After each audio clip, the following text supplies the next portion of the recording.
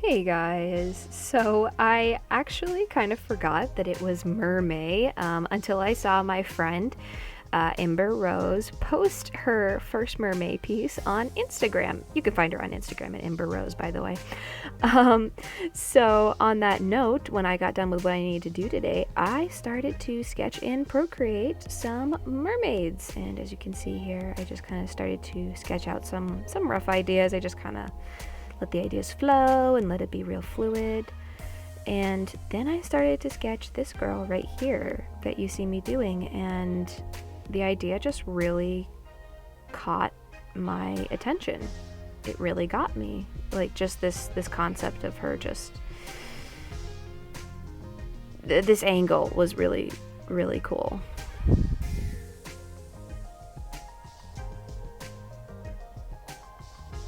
So then of course I moved that over so I could actually make it the full illustration. And I decided to give her this spear thing to kind of go along with the way that her hair was going and go in that same direction, so that this piece would have a lot of parallel lines in it.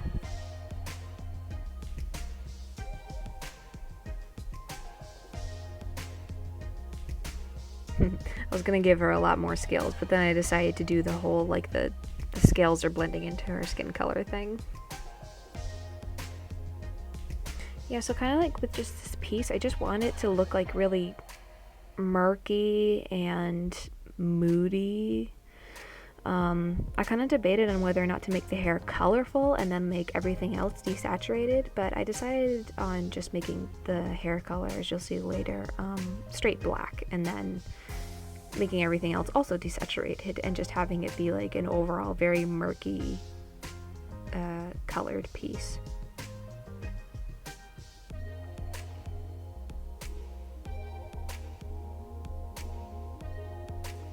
Yeah, so it gets cut off in this video, but the end of her spear trident thing is kind of like a modified small trident. What it is it's like two triangles on the outside and then one like long stake in the middle.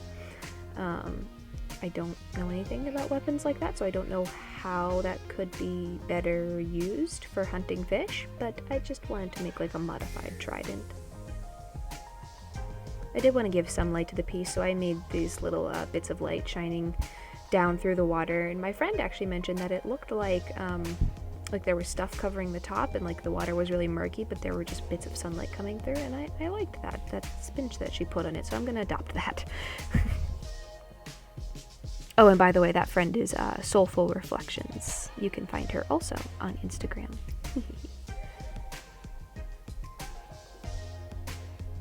Gotta add that shading in to create that depth in the piece, make it look more real.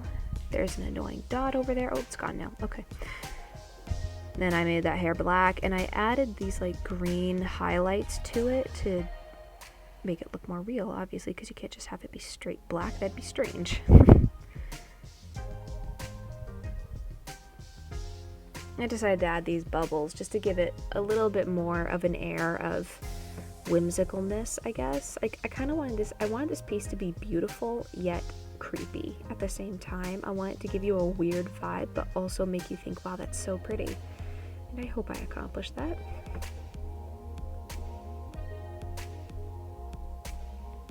And we're just adding in some final details here. Yeah, but I really had fun with this piece, and I do like working digitally. I think, as I mentioned earlier, I use Procreate on an iPad. Currently, my dad is letting me borrow his iPad Pro, but usually I work on an iPad Mini, and it does work just fine. I will say the bigger screen is pretty nice, though. Yeah, and I have fun doing it. I do like doing digital art. And then that's it. That's the finished piece. Have fun. Thanks, guys.